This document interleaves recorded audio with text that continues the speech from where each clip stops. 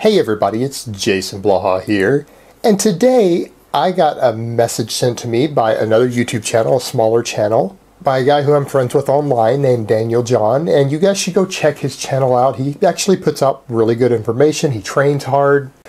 The guy has a good physique, and he trains with his girlfriend a lot together. So go check it out. You guys might enjoy his channel. I'm going to link his video here. I'm going to link it down below. But he was asking me a few questions about knee health, avoiding knee pain, and how to strengthen your knee joints over time so that when you get to be 60 years old, they're not all beat up. You're not needing knee replacement surgeries. And he did notice they were a little sore later on after he did a max squat and a max deadlift. Now, first of all, I'm going to say that we all know that load-bearing exercises and training is actually one of the best things you can do for your knee joints. But true 1-rep maxes can put a little wear and tear on them. So what I generally recommend is make sure that your gym maxes are true gym maxes. They are probably 90% of what you could nail when you're fully psyched up for a meet, when you're screaming, slapping yourself that you could hit at a meet. So it should be actually a true 2-rep max when you hit a max at the gym, because 90% you can usually do 2 reps.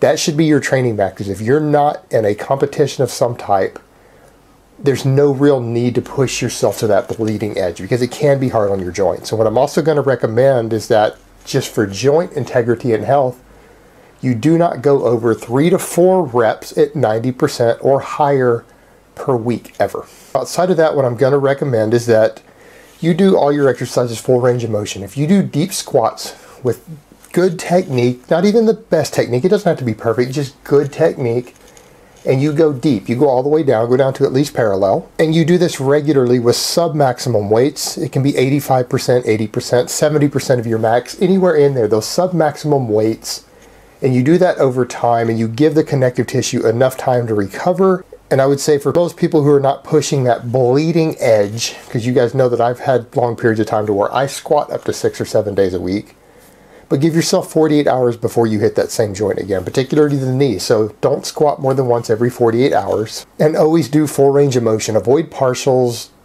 Don't get heavy into knee wraps and things like that. But the full range of motion squatting will help.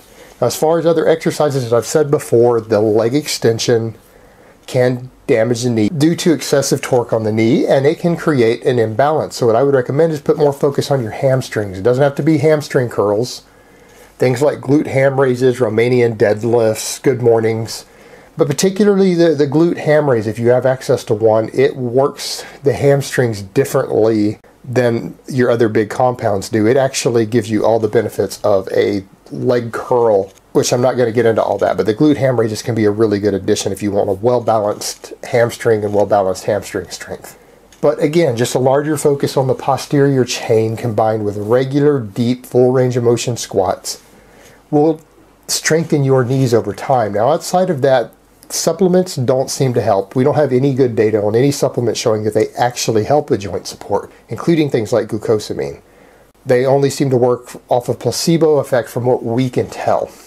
But if someone is deficient in essential fatty acids, an EFA supplement may help because sometimes that can cause inflammation of joints.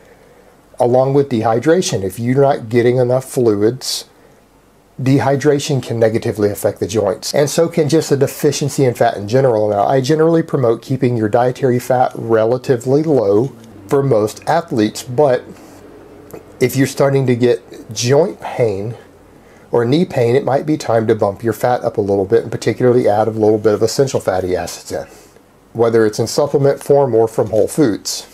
And it's the same thing with dehydration. If you guys know that you don't drink enough water, and I'm not saying you need a gallon of water a day, for most people half a gallon will get the job done unless you're sweating a lot.